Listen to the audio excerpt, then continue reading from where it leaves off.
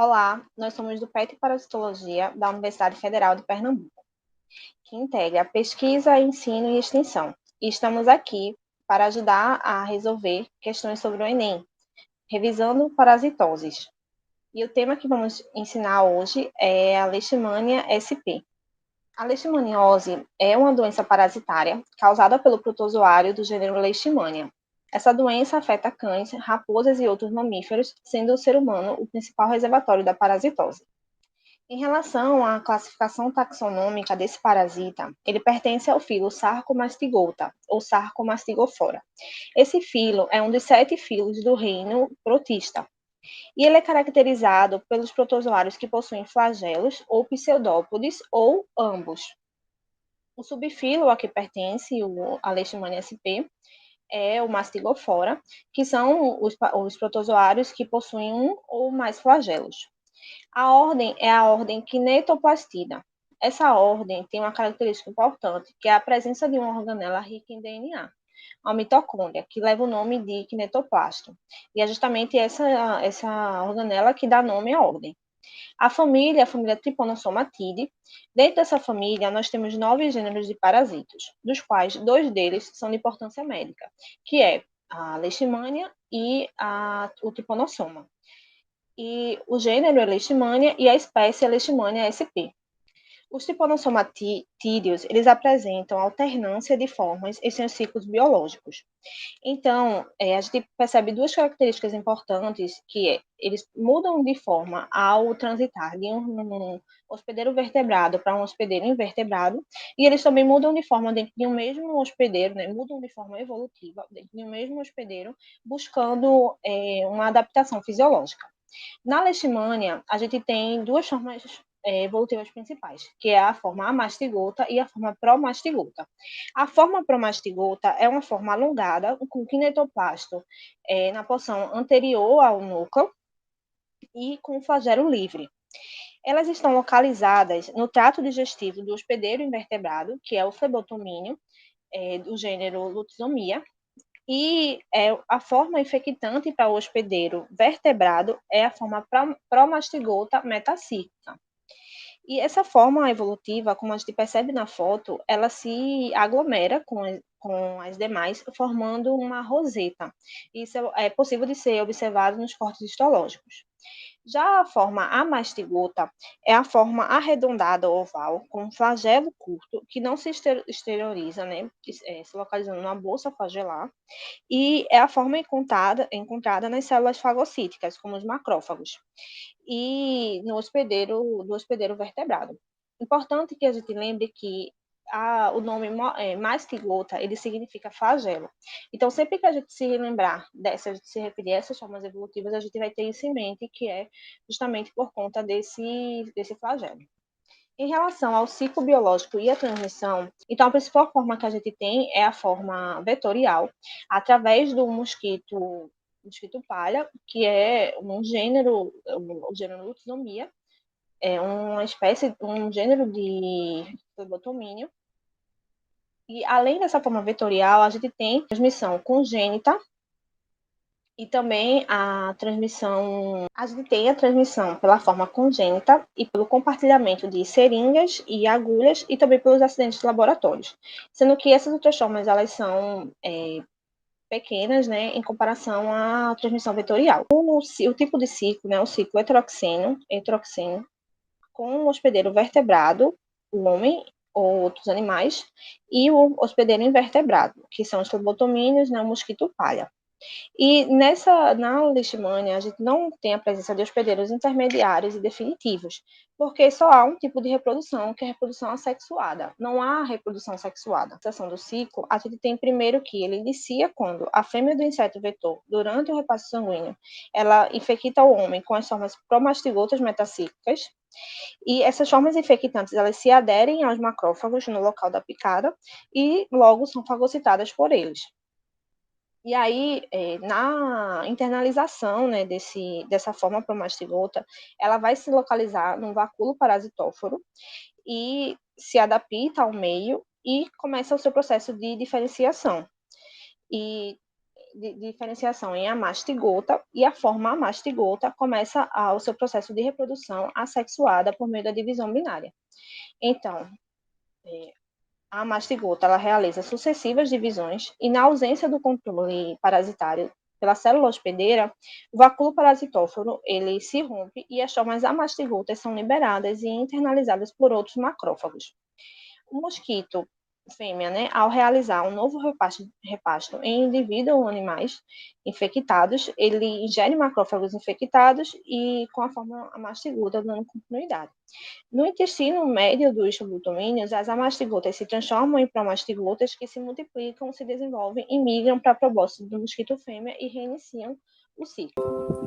Então, gente, é importante a gente ter em mente que a leishmaniose, que é o nome da doença, ela vai ser dividida em duas formas. A gente vai ter a leishmaniose tegumentar americana e a leishmaniose visceral, também conhecida como calazar.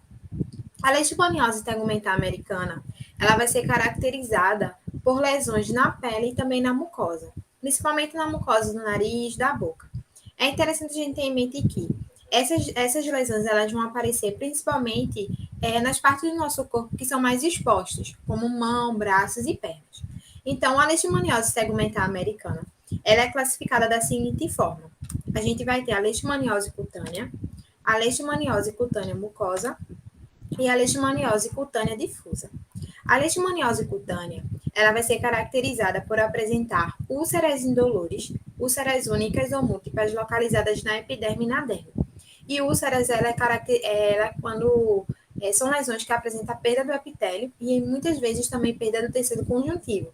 Então, aqui a gente consegue observar uma úlcera única. E aí, é interessante vocês saberem também que os parasitos eles vão ficar principalmente localizados na borda dessa lesão. A outra forma de manifestação clínica da leishmaniose tegumentar americana é a leishmaniose cutânea mucosa, que é quando esses parasitos vão afetar a mucosa da região do nariz, faringe, boca e laringe. Então, aqui a gente consegue observar uma lesão como manifestação cutânea mucosa. E aí é importante vocês saberem que vão ter duas principais espécies que vão ser responsáveis pela leishmaniose cutânea e a leishmaniose cutânea mucosa, que é a leishmania brasiliense e a leishmania guanensis. A outra manifestação clínica é a leishmaniose cutânea difusa, que ela vai ser caracterizada por lesões não ulcerativas encontradas em várias regiões do corpo. Então, aqui a gente consegue observar o paciente com várias lesões, só que essas lesões elas não vão ocasionar perda do epitélio, por isso que é chamada de não ulcerativa. E aí a espécie, principalmente que vai causar esse tipo de leishmaniose cutânea mucosa, é a espécie Leishmania amazonensis. Em relação ao diagnóstico da leishmaniose tegumentar americana, o diagnóstico é feito observando as lesões, pesquisando o parasito nas bordas de lesões, como eu falei, principalmente no início da infecção, a gente vai encontrar os parasitos na borda da lesão, e aí o sistema imune ele vai começar a combater e essas formas evolutivas vão começar a desaparecer mais da lesão. E aí também é realizado o teste de Montenegro. A outra forma da leishmaniose é a leishmaniose visceral, e também conhecida como calazar. E aí, os parasitas eles podem ser encontrados no sangue de cães e raposas, ocasionado principalmente por duas espécies, que é a Leishmania donovani e a Leishmania chagas. A Leishmania donovani, são parasitos que conseguem suportar temperaturas elevadas, maior que 37 graus Celsius. E aí, a leishmaniose visceral, ela é justamente caracterizada por uma doença de evolução crônica. Então, inicialmente começa com lesões cutâneas e, posteriormente, o paciente vai começar a apresentar a forma mais grave, como febre irregular, a esplenomegalia, que seria o aumento do baço, anemia e, no final, principalmente, a caquexia, que é justamente quando animais, ou até mesmo o ser humano, eles ficam bem emagrecidos. E aí, o diagnóstico para a leishmaniose visceral são observar as lesões e também a pesquisa do parasito em materiais obtidos por meio de aspiração da medula óssea, como também do fígado. O tratamento, já existem medicamentos para essa doença, e as principais drogas de escolha são os antimoniais pentavalentes e também a glucantine. Mas aí o melhor a se fazer são as medidas profiláticas para a gente justamente evitar essa infecção. Então, como medidas profiláticas, nós temos a eliminação do vetor, vacinação para cães, tratamento dos doentes, que as construções de casas sejam distantes de áreas de mata e também o próprio saneamento básico. É interessante a gente saber que existe um assunto, né, que roda em torno da sociedade, que é em relação à eutanásia dos cães. E aí, alguns estudos eles falam que causar a eutanásia dos cães não iria reduzir a questão da transmissão da leishmaniose, porque a gente também, né, o mosquito ele poderia picar um indivíduo infectado e aí picar um outro indivíduo saudável e a transmissão da doença ela aconteceria da mesma forma. Então, o melhor se fazer é justamente realizar a vacinação e o tratamento dos cães.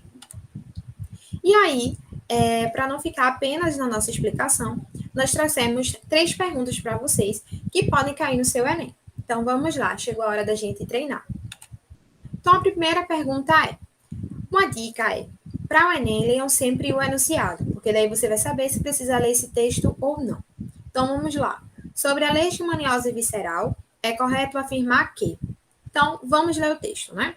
Em 2016, houve o registro de 2 casos em Santa Catarina de leishmaniose visceral humana, de pessoas que contraíram a doença em outros estados. O primeiro caso autóctone de leishmaniose visceral humana em Santa Catarina foi confirmada no dia 16 de agosto de 2017 pelo Laboratório Central de Saúde Pública de Santa Catarina.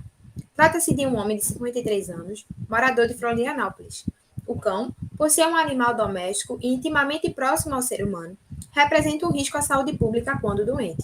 Até maio deste ano, Florianópolis havia identificado 17 cães com diagnóstico positivo para leishmaniose visceral, resultando em 5 eutanasiados, conforme informações do Centro de Controle de Zoonoses Municipal. Sobre a leishmaniose visceral, é correto afirmar que: a primeira alternativa fala: os cães representam um risco à saúde pública quando doentes, pois transmite a leishmaniose visceral aos seres humanos. O que está errado nessa alternativa é quando ele fala que os cães transmitem a leishmaniose visceral. E como nós vimos nessa aula, quem transmite a leishmaniose visceral é o mosquito fêmea do gênero Lixomia. Então, essa primeira alternativa está incorreta. A segunda alternativa fala: a leishmaniose visceral é causada pelo vírus Leishmaniose chagas. E também essa alternativa está incorreta. Por quê? A leishmaniose visceral ela é causada por um protozoário e não seria a leishmaniose chagas, seria a leishmania chagas, tá? Então também está incorreta. A terceira alternativa fala: em áreas com transmissão de leishmaniose, indica-se a utilização de coleiras repelentes de inseto nos cães. Essa alternativa está correta, porque se você utiliza coleiras repelentes de inseto nos cães, o mosquito ele não se aproximaria dos cães e, consequentemente, não iria infectá-los. A quarta alternativa fala: deve-se ter cuidado ao descartar os resíduos domésticos, a fim de não favorecer o crescimento populacional de mosquitos transmissores de doenças, como a leishmaniose, a dengue e a zika. Essa alternativa também está correta, porque se a gente realiza o descarte de resíduos domésticos, a gente vai reduzir o crescimento populacional desses mosquitos. E lembrando que o mosquito que causa a leishmaniose é o mosquito fêmea do gênero Lixomia, e quem causa a dengue e a zika é o mosquito Aedes aegypti. Então, essa alternativa também está correta. A quinta alternativa fala: nas áreas com casos confirmados de leishmaniose visceral canina, deve-se realizar a eutanásia em todos os cães da região. Essa alternativa está incorreta, porque realizar a eutanásia não vai diminuir a incidência da doença e muito menos causar a eutanásia de todos os cães da região. Então, realmente, ela está errada. A última alternativa fala: considerando que a forma de transmissão da leishmaniose é igual à forma de transmissão da larva do bicho geográfico, Ancylostoma brasiliensis, deve-se evitar cães em praias e em parques infantis que contenham áreas com areia. Então, essa alternativa está incorreta. Primeiro, porque a forma de transmissão da leishmaniose visceral não é igual à do Ancylostoma brasiliensis. O do Ancylostoma brasiliensis é pelo contato, pela penetração de larvas L3 infectantes que vão penetrar nos cães ou gatos. E aí é interessante você saber que nessa doença, né, que é ocasionada pelo Ancylostoma brasiliensis, o homem ele vai ser o hospedeiro acidental. Com isso, a alternativa que nós marcaremos na nossa prova seria as alternativas 3 e 4 estão corretas. Aqui mais 2 questões. Leia a notícia abaixo. Leishmaniose na mira. Famosos se unem em campanha contra a eutanásia canina. Uma campanha realizada em conjunto com as ONGs paulistanas Arca Brasil e Amparo Animal tem como objetivo mudar as políticas públicas que dizem respeito à leishmaniose em animais. As indicações atuais são de que todos os cães afetados sejam eutanasiados, muitas vezes sem contar com a chance de tentar um tratamento. A razão do sacrifício dos cães é que esses animais oferecem riscos à população, pois apresentam um parasita. Letra A, na saliva e pode ser transmitido por meio da mordida. A gente sabe que está errada, né? Porque não apresenta na saliva e não pode ser transmitido por meio de mordida. Nas fezes e pode ser transmitido pela ingestão de alimentos contaminados, também está incorreta. Nas fezes e pode ser transmitido pela penetração ativa através da pele, está incorreta, sabemos que não é dessa forma. No sangue e pode ser transmitido pela picada de um carrapato, e no sangue e pode ser transmitido pela picada de um mosquito. Então, ela está presente, né, o parasita está presente no sangue, porém, ele pode ser transmitido pela picada de um mosquito e não de um carrapato. E o mosquito, a gente já sabe qual é o mosquito do gênero Lutzomia. A segunda questão, ela fala sobre a leishmaniose, úlcera de Bauru, e a tripanossomíase, a doença de Chagas, são parasitoses cujos vetores são, respectivamente, o mosquito palha e o barbeiro.